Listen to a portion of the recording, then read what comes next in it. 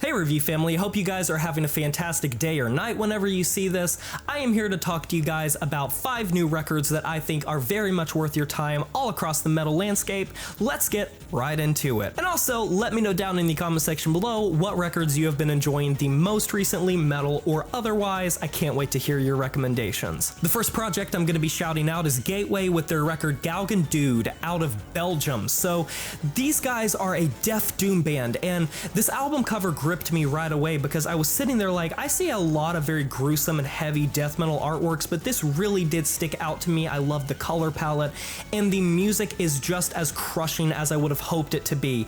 It is like a dirge. It is so heavy, but it is also meticulous in how it is produced, and the production, might I add, is crushing. There's something that is so satisfying about listening to this record. It is pretty much like if you took a lot of the 20-buck spin bands and then put Primitive Man into the formula, and I think that's a perfect example of what you're gonna get stepping into this thing. Atoll's new record, Human Extract, is one I'm gonna sing the praises of.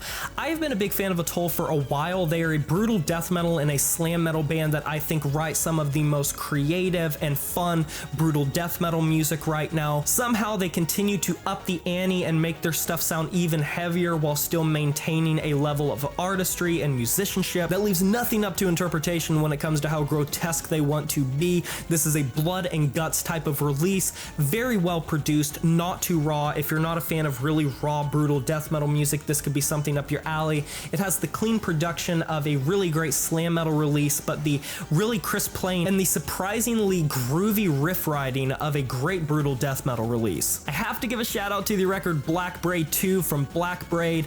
I love this Native American strain of black metal coming from Blackbraid.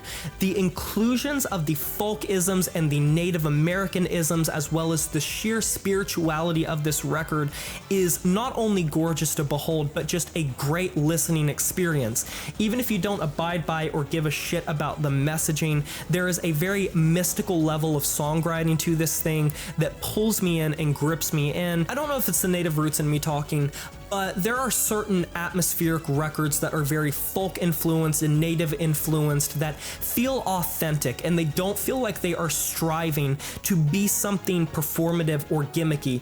There's a level of authenticity to not only the location this was recorded in, but the background of this recording that sounds beautiful. It is just a great black metal release, and even if you are not really into the more atmospheric side of black metal, I would say give this record a try because I think it exceeds expectations and then some, and could really get some people into this music that wouldn't be into it otherwise. I'm probably gonna butcher this pronunciation, but coming straight out of Osaka, Japan, we have Seek with Kokyou de shinu otoko.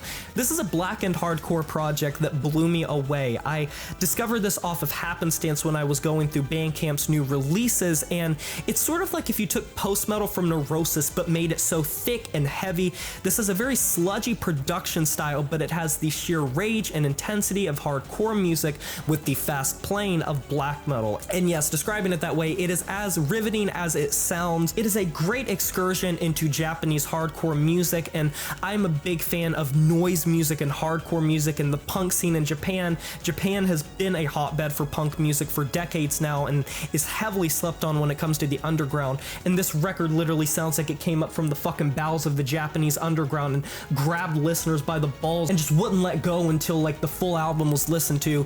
I've went back to this record a lot. I think it's the record I've went back to the most on this list, and I highly suggest it to anyone. For fans of the shoegazy, dreamy aesthetics of icy synths and atmospheric black metal, I have to recommend Starer with Wind, Breeze, or Breath. This is a solo project hailing from the United States, and it definitely has that American vibe to the atmosphere that you could only get from a lot of atmospheric black metal bands in the 2000s, the late 2000s, and mostly the 2010s. It's very black gaze inspired, but it also has a lot of post-metal isms, gives a lot of room in a composition to breathe. And even though there are a lot of projects that I just think are ho-hum, I think this record is very pristinely produced and really intricate. And if you want to listen to something that is just downright pretty to listen to and has a lot of layers to it, check this out. All of these records will be linked in a pinned comment in the comment section below if you want to check them out for yourself. Don't take my word for it. These are just little excerpts.